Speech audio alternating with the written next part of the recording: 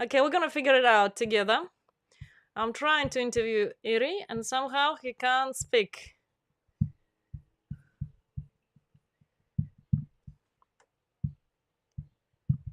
Can you talk? You can't talk.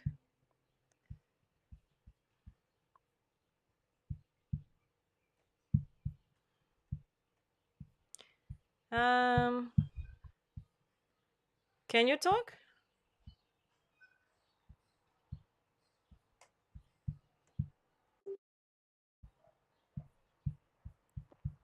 Okay, we just have fun with it live. And we're gonna be talking very soon. I just need to figure out how to let Iri actually talk so you can hear him.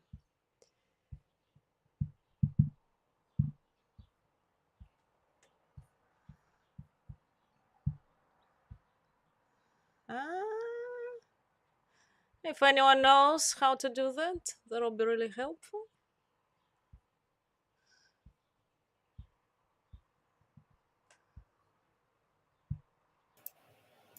You here? Yes, I can hear you. Perfect. I Okay, can so we see can you and start hear now. you again. Okay, we can start now. Exciting. So I'm gonna talk to Iri, and we're gonna talk about the power of breath work. And I wonder, Mm. Iri, from your experience, I know we've done tons of breath work. What do you see the difference between the normal breath work, the that pops up everywhere, and the holotropic breath work? Hey, Tarisha, it's really good to be here and having this talk. I am. Um, I like holotropic breathwork because it kind of sustained my growth in the spiritual realm for last 20 years now. Wow. There is quite beauty about it and about how it actually came to be such an international recognized practice because it was created by Stan Grof, who is a Czech psychiatrist and researcher and doctor. And in 1940s and 50s, he was very involved with research in LSD. And that was in the time when you could basically ask to do your own private research of LSD, and they would send you a box, and Wow. you would get your samples, and you could do your own research. Public did it. They did it on universities and all that. So he wrote quite lots of books about the effects of psychoactive medicines on human behavior. Um, and there is a whole aspect of it how to use it in psychiatric and psychological care, because he said that with those tools which allow us to go into non-ordinary states of consciousness, we can achieve the same thing as for uh, this is the same thing as for astronomer is the magnifier glass. So the same aspect of psychoactive medicines bring to us when they can change our perception of the reality in those non-ordinary states of consciousness. And so breath Uh, work is one of so so he kind of saw those benefits. He emigrated to California, continued his research, and he was the one of the last people who was still funded when 1970s and war on drug hit. He was last person who was actually still funded in the psychoactive research in the U.S. And during that time, he started his observation about how people breathe differently when they are coming out of those experiences of altered states of consciousness. And when the shift happened and he kind of had to close his research, he actually used this knowledge of how people were breathing at the end of LSD sessions when they are trying to kind of make the experience last longer and stay in those states. He used it to create a holotropic breathwork, which he kind of met his future wife, Christina Grove, and they worked together for about 10 years to really kind of setting the principles of holotropic breathwork to be such a powerful modality, which is today used in psychological care, in therapies, but also for lots of people who are interested in self exploration, kind of using it to be a better person, have a much more satisfying life. Uh, that this technique is there to kind of use it. I like it because it has this stability in it. There is very less of interference from outside, and Mm. it's really about connecting with your inner healer and your inner journey. And it's also very long in comparison to other breathwork techniques. Those are very often for relaxation and for, kind of letting go, going into meditation. Holotropic breathwork lasts for 3 hours, and in Wow. these 3 hours, you are guided by quite powerful, rhythmical, evocative music, which can go quite loud, and with your own breath, where there is very little guidance about how you need to be breathing. This is not about making you hyperventilate all the time. It's actually you connecting with your knowledge about what is right for you and letting yourself drive the experience. And since it's those 3 hours, uh, in like 15 minutes of the experience, the journey really starts, and it can take you into many directions, in many directions and many different experiences. And Stan Grof is kind of like discussing this, and he's saying there can be lots of experiences from your childhood where we carry lots of traumas. And I had this quite often when you suddenly have memories which are like alive, and you forget them. You don't know this even happens, but you suddenly, I remembered my brother and my cousin running on the garden so vividly. I could kind of So like remember the color of the t-shirt that we were wearing, and all the emotions connected to this, and it was nearly like I was there. and so what can Sometimes it tell us can. like what happens when you connect to those memories? Do they help you heal it? Like what actually happens? Mm, mm. Well, Stangrove believes that when you experience something traumatic, and you often forget it and you push it into your subconscious, it holds lots of energy to kind of like holding it inside. And when in those situations, when you are allowing yourself to re-experience those memories, and sometimes people do remember quite terrifying experiences from childhood, lots of physical abuse, for instance, lots of uh,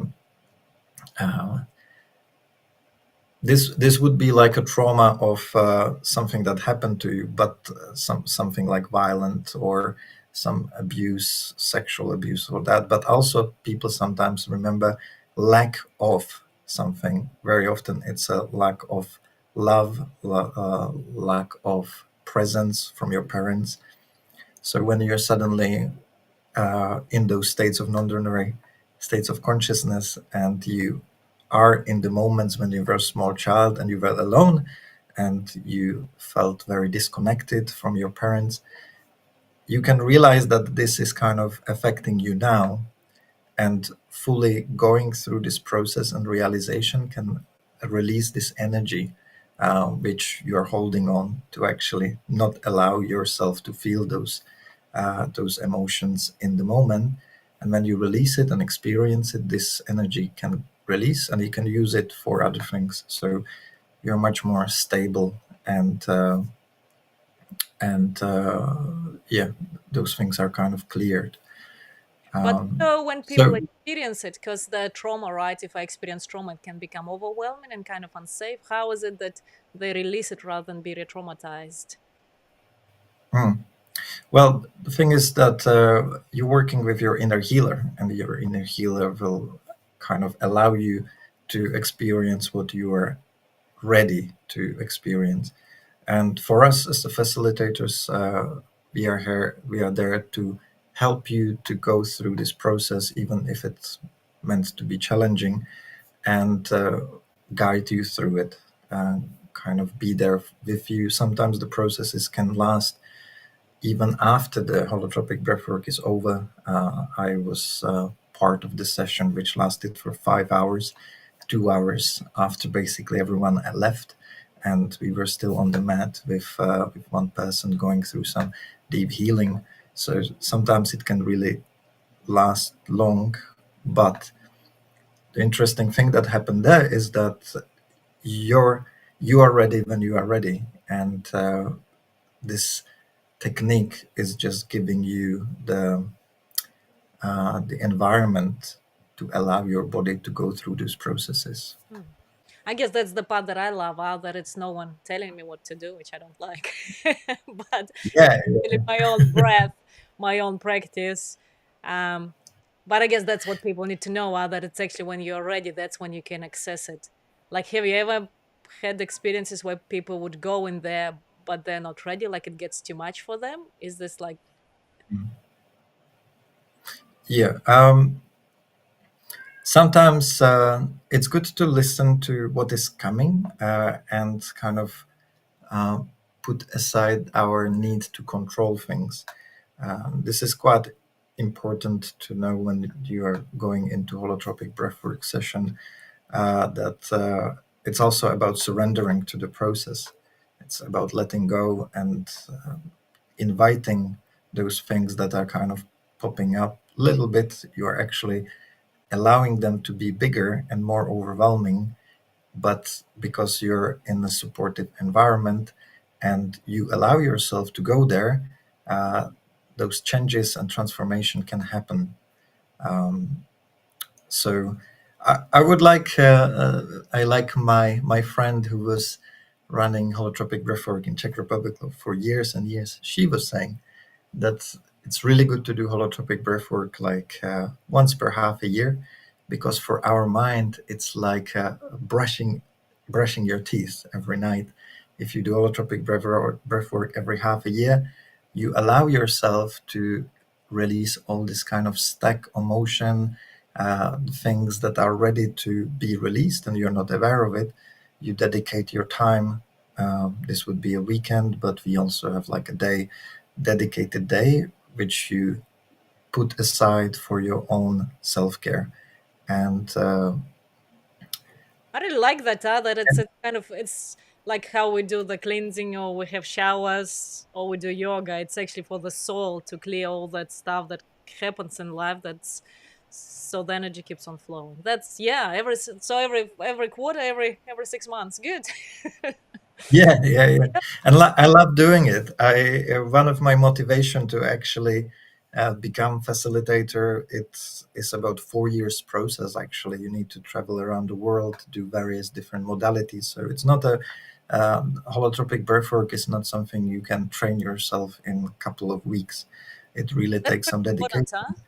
It's like Yeah, so. yeah, Your process was quite long, right? Like I went to train, I went, and it was like a 2 week process. But your process is way more in depth, yeah. huh? Yeah, they very often look at your background, and they kind of don't allow even like everyone. There is some pre-screening, but then you really need to follow the given amount of modules which you need to do. It's about 7 or 8 week-long modules which you need to do in US. They start actually. Vicky, who is coming in 2 weeks, she's actually one of the senior teachers in growth transpersonal training, and she is running some of those modules in Tasmania. So Wow. that would be for people around. They can Quite a go treat, there, huh? and That she's coming to yeah, New I Zealand. So I that's the did. retreat you're gonna do Yeah. together, right, with Vicky? Yeah, yeah. VK is sometime coming to New Zealand to run those longer retreats with me. And she's amazing. She has 25 years of teaching experience in holotropic breathwork. So she knows Stan Grove and Tav Sparks, who was one of the main leaders of training. And yeah, she's now basically she's now only doing holotropic breathwork That's her main thing in Tasmania. So she is incredible, well of knowledge when it comes to holotropic breathwork. But she's also lots of fun. I like that this is not some kind of guru coming in. This is really more about creating the right environment for people to be their own healers and do their own work, but also feeling very supportive. Um, holotropic breathwork has quite strong methodology of body work, and body work is there to support you when you want to go deeper in the process. What I like about it, the same as you, Tarisha, I don't like when there are people trying to do something for me and tell me how to do things. In holotropic breathwork, the body work is happening only when you ask for it. So there is no right time when to do it. Many people do breath work on their like 10th holotropic breath work because they want to just experience and journey on their own. But breath work, the body work in breath work can really deepen the experience. And when it comes to the cathartic moment, like very often, Stan wrote a couple of books about various traumas and experiences from the birth that we are carrying within us over all our lives. This like couple of hours of experience can really change how our behavior is for the rest of our life. And That's quite um, amazing, huh? he is he is very uh, uh, interested in the parts when he says it's strange that we all don't remember our birth. None of us can actually consciously remember how it went. But you give people blindfolds and they breathe for half an hour, and 20% of the room suddenly is in the birthplace and they are screaming and shouting and they are experiencing their birth because that's carrying lots of charge of energy, which, if it's unresolved, he has lots of examples how it really can kind of affect our lives. One of those massive, massive kind of uh, um, energy concentrations that we carry is potentially from our birth and also from pre-birth time when we are in the womb, and when the womb is not healthy, like your mom can have lots of stress, she can do drugs or smoke or do alcohol. If those things were happening to us when we were in our mother's womb, we felt uh, then in danger. We felt that the connection with our mother is not correct and right, and we are not in harmony as we should be. And this fear can we can carry it later on in our life. So experiencing it, and this is something that happened to me a couple of times. I went back to be actually a small child, just floating in total harmony and total bliss. So you could really I don't. feel it? What could you see it? Could you feel it? Yeah, it's just it's beyond the senses. It's just the knowledge, but also the overall feeling of your in being in total bliss and not needing anything. There is uh, no pain in the body, but the body becomes very light, and you feel like you don't have any body. You're just floating in this energetical bubble, and everything is just perfect. So those are the initial stages of when baby is kind of like uh, being created and grows, I if can the see womb you is right. floating baby. Yeah. It's got a picture. And then what happened then? Well, Stan Groff is talking about four matrices. So this is the first one. This is the moment of, and it connects it to the hero's journey as well, from Joseph Campbell, because they were quite very good friends, and he met Christina through Joseph Campbell actually. So the connection with the hero's journey is there when we are being born, where when we have a status quo of a small baby growing in the womb, and one day there is a big betrayal because suddenly the nourishing and safe environment starts to kind of attack you. And he says, the word depression really actually is that's the literal effect of depression, because your world is squeezing you and Out there of is no way out ah, because cervix is not yet open. The second matrix is I haven't heard of it. basically. That our birth, that's the first betrayal that we experience. Yeah, yeah. And depends on the length of experience as well. Suddenly, some babies can have this very long, and there is no understanding of it. Like what happened from all those like 9 months of being here and enjoying. Suddenly, everything tries to Huh? kill you, Yeah. and that gets into our mind. This kind of moment of total desperation and despair. It's an archetypal experience, very similar to what we could see during the COVID time, that there is no escape. We need to all be locked down, and no one knows what to do. We were basically all without exit, like nothing can help us. Mm. So those moments of total depression and anxieties can happen in those archetypal types of metrics too, which is the big betrayal. I guess what's And amazing then with it, but what's amazing with it is that through talk therapy or through other types of therapy, you can't really access those. You can't really go back and heal because it's so yeah, preverbal. It's kind of right in the body. But with breathwork, that's the power of breathwork, that you actually can feel those experiences and can kind of exactly. process them, which you can't really access through any other methods apart from Yeah. LSD. I like what you're saying. This is exactly why he actually started his journey, because he thought that like all those pre-verbal experiences need to be approached differently than through therapy of talking. Like that's one of his motivation to actually looking into psychedelics and also holotropic breathwork and its non-ordinary states of consciousness. Um, so when we come back to this experience of the baby So if you can during the talk about birth, your experience, can you talk about you like when you felt yourself as a baby and then what happened? What was your experience of I, it?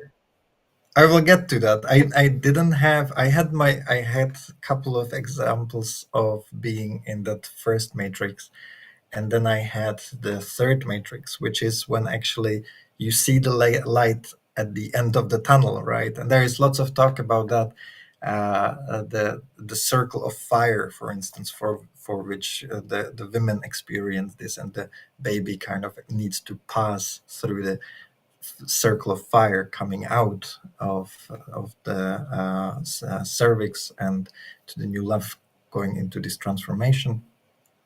So this is moments of great fight, and suddenly it's for the baby. It's like this call to action, really, like you will die here, and you need to squeeze through this small kind of like a hole getting out, and that's your only chance to live.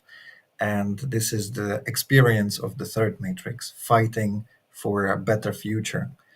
And what Stan is actually saying, that this is very much ingrained in us. And he says that the people who are not so spiritual have this very much in them, in a form of greed. It's something that you are not, when you are not comfortable with what you have today and you're fighting for better tomorrow, and you're still chasing for better tomorrow, forgetting what you have now. It's because we are trained to this behavior because we were rewarded with life when we kind of put all our energy to survive the third matrix experience. So if that was difficult for us, suddenly we are trying to apply this logic to anything in life, making us always chase something and not be in harmony. So holotropic breathwork, he says, when you experience those moments, can actually bring you more into the present, because you see how you're projecting this experience into your day-to-day life. It's like you can stop So chasing and be dissatisfied with the current, with the present moment, but actually feel more at peace, huh? More enjoy with what's happening right now. True, true, true. Yeah, yeah. And yeah, having this traumatic experience and this reward for it really kind of sets you and kind of programs you for certain kind of behavior. And when you see it, it's easier to let go of it. And then kind of finalizing the journey, like the transformation of aquatic animal to air breathing animal when the human is born, and coming into the new state of status quo is the fourth matrix, this like completion of transformation, and finalizing the hero's journey as well. So this is one of the aspects of uh, what people can kind of experience on holotropic breathwork. And how it went to my experience, I actually But had this not on like, my but first it's kind of, it's session. quite big, right? Like if I just, it's not just a little piece, but it's actually almost like the whole human existence you can experience through the breath work. It's not just a little piece. You Yes. can heal a bit of trauma there or a bit of there. You can actually experience this deeper states of consciousness and connection to the spiritual powers, and you can go into deep healing. And I guess I had experiences of going into past lives as well, where I could Mm, really see myself. Yeah, and yeah. that was very useful. So yeah, I wonder Yeah. what's, yeah, your experience. I just want to highlight the bigness of the power of the breathwork, because it's actually, it's not a little thing. It's not like one therapy session. It's kind of can encompass so much, and you can experience so much through the process. Yeah, definitely, definitely. I like that you have this one big experience and then you can follow it up with lots of therapies, kind of like breaking it down and continuing on these experiences that you Mm. have on the holographic breathwork.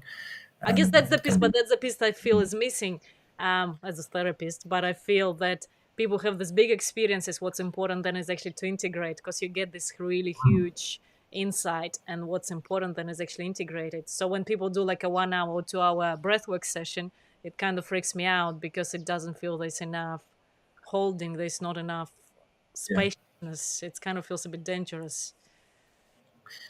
that too, yeah, some different modalities are approaching this differently. Uh, Stan Groff actually put quite strict rules about holotropic breathwork, which is good because you can do holotropic breathwork in Germany, in the US, and it's always the same. And there's very precise methodologies of how to kind of go through it. And I think what is important to mention is that you always do whole day, and you find a partner at the start of the session when we have introduction. Uh, some people come alone. For them, we have this kind of like a way how to find a partner for the holotropic breathwork, and then you sit for that person for 3 hours uh, as a sitter, and in the afternoon you switch sides. So if you were sitting, then you're breathing. So it's a whole day because there are two sessions in a day, Mm. and for Always many have, people, you always yeah, have there with you. yeah, and you have this incredible moment of being cared for 3 hours, because the uh, essence of what the sitter is doing for the breather is really be non-intrusive but supportive. So they are not going to create any healing for you. They are just sitting next to you, and if you need to go to the toilet, if you need to have tissue, they will pass that for you. Drink water, they will help you with that. But also, if you ask them to maybe give you a hug and stay with you for a bit, they can hug you for half an hour, and you can really experience those moments of missing on certain uh, Missing experience. certain kind of experiences which you may have been missing from your childhood, for instance, Yeah. those traumas of omniscience I was talking about. But I really like what you were saying as well, because there are experiences even past the prenatal experiences, as you were saying, past lives. It can be the experiences of being connected with other people through telepathy, for instance. I do have this experience when Tell I shared a vision with one of the person in the group, and towards the end there is integration in the form of sharing and drawing mandala. So you draw your mandala, and then you actually have a circle, and you're talking about your experience and your drawing. And this is after like 2 hours when you kind of landed back, you had some good food, and I was sharing my experience, which was very visionary. I was on a lion, kind of like riding a lion on some growing bean. It was insane. It was all the colors, rainbows, and all that. And I finished my sharing, and then 20 more people and one friend of mine continued his sharing, and he was actually describing the same visions as I had. And then wow, he was mentioning a couple of more details which I didn't say. So wow. I was like, wow, he saw the same thing. And we were kind of there together, shared the vision together. So that kind of, this was my second experience with holotropic breathwork, and I was hooked in because this was unbelievable to my normal kind of like Mm, material mind, like how this can happen like that. yeah. And So I Stan Grove wonder, kind of, but I yeah, wonder if you can talk more about like what the experience like when people come out of it, right? So if they attend the retreat, which is in 2 weeks, but like what is it? What is the state? That what is the gifts? yeah. Well, for myself, I love to do holotropic breathwork. It makes you feel much more alive, much more happy, and much more stable. I think they did quite lots of research on holotropic breathwork on people coming out of prison, and they were managing their well-being, and at the end they compared it, and the people who were doing practicing holotropic breathwork after the prison for a year. They had some program with them. They shown quite highest level of well-being in their lives Wow, compared to others. So this is one of the thing. It's great tool to help you stay above your need for addictions, for instance. So addicted people have those cravings, it's and sugar when sugar you, addiction. yeah, and when you have such a strong experiences like holotropic breathwork, which are good for you and allow you to kind of let go of things, uh, you don't fall down into the needs for the source of your addiction anymore. This is one of the thing that is very helpful uh, That's quite to a big kind of, one, right? Yeah, because it's almost like you yeah, clean the body and you feel this happiness and joy, so you don't need those things to keep you happy. yeah, yeah. I know that I my friend 2 years ago, he was very very down after the breakup for a while, and he couldn't really cope, and when he started doing holotropic breathwork, you could see like slowly but surely he was kind of coming back, because you also meet community there, supportive community, kind of helping you through that, but also those experiences are kind of coming, bringing you back to your own light, to your own self. And when you have this connection and you know about it, it's much easy to be stable in life, not trying to kind of, take this kind of take the energy from outside. You know that you have the source within, uh, which is quite important learning. The coming back to your inner energy, inner self, inner life, and connecting with this inner healer and self-rely on things. This is beautiful. Tev Spark, one of the creators of holotropic breathwork, was saying that holotropic breathwork is about radical self-empowerment, which means nothing will happen in the breathwork unless you ask for it. Don't want. Yeah, so So that's it's, nice and that, yeah. So I yeah. wonder, can you talk about the retreat? Like when people come to the retreat, what can they expect? When does it start? Mm. Yeah, retreat is one of my favorite way how to go with holotropic breathwork, because it gives you really this full 2 days of uh, stable place where you can do your work. So it's in a beautiful environment. We will be in Aio Wira retreat center in beautiful forest. There's a river, so you have your time to dive into this practice, and you have time to really integrate those experiences over those 2 days in that space. So you don't have to rush back home or anything. You can stay there. There will be lots of like art tools to make. Some sauna is there is as well, and so you can really kind of enjoy your integrative time because you will need it because the holotropic breathwork itself day is quite intense. So we start at 9 o'clock till 12. There is a first holotropic breathwork.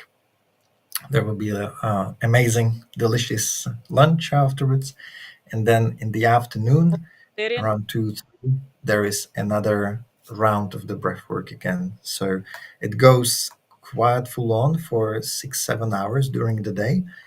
And yeah, the good benefit from it is that you have time to give and be there with the community when you are sitting, but also have a very profound experience when you're breathing.